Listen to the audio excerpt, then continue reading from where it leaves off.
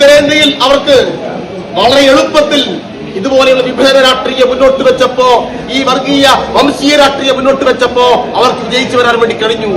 പക്ഷെ ഇത് കേരളം സഹോദരൻ അയ്യപ്പന്റെ നാടാണ്, മക്തിത്തങ്ങളുടെ നാടാണ്, ശ്രീനാരായണ ഗുരുവിന്റെ നാടാണ്. ഇത് AKGയും EMS ഉൾപ്പെടെയുള്ള കമ്മ്യൂണിസ്റ്റ് പോരാളികൾ, കൃഷ്ണപിള്ളയെ പോലെയുള്ള ഉശിരന്മാരായ പോരാളികൾ അവരുടെ ജീവിതം തന്നെ മാറ്റിമറിച്ച് ശക്തമായ പുരോഗമന ആശയമോടെ പ്രചരിപ്പിച്ച് ആളുകളെ ഉത്ഭുതരാക്കിയിട്ട് വളർത്തിയെടുത്ത നവോത്ഥാന കേരളമാണ്, ആധുനിക കേരളമാണ് ഇവിടെയുള്ളത്.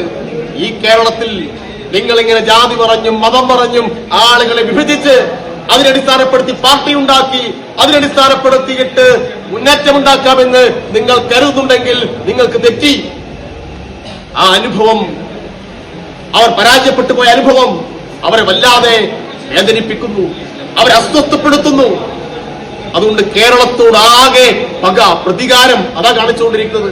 അതിന്റെ ഭാഗമായിട്ട് എന്തെല്ലാം തരം വിരോധമാണ് അവർ പ്രകടിപ്പിക്കുന്നത്. നമ്മുടെ രാജ്യത്തിന്റെ ഭരണഘടന ഉറപ്പു നൽകുന്ന ഫെഡറൽ തത്വങ്ങൾ ലംഘിച്ചുകൊണ്ട് കേരളത്തെ ഒറ്റപ്പെടുത്തി ആക്രമിക്കാൻ, സാമ്പത്തിക ഉപരോധം ഏർപ്പെടുത്തി ആക്രമിക്കാൻ അവർ പഠിച്ച പണി 18 നോക്കുന്നു. അങ്ങനെ അത്രമാത്രം സാമ്പത്തിക ഉപരോധം ഏർപ്പെടുത്തിയിട്ടും, കേന്ദ്ര ഫണ്ട് തടഞ്ഞു വെച്ചിട്ടും, ഭരണഘടനാ മൂല്യങ്ങളെ കാറ്റിൽ പറത്തിയിട്ടും, ഗവർണർമാരെ ഇങ്ങോട്ട് പറഞ്ഞുവിട്ട് ഇവിടെ നിയമസഭ പാസാക്കുന്ന നിയമങ്ങൾക്ക് പോലും അംഗീകാരം കൊടുക്കാതിരുന്നിട്ടും കേരളം ലോകത്തിന്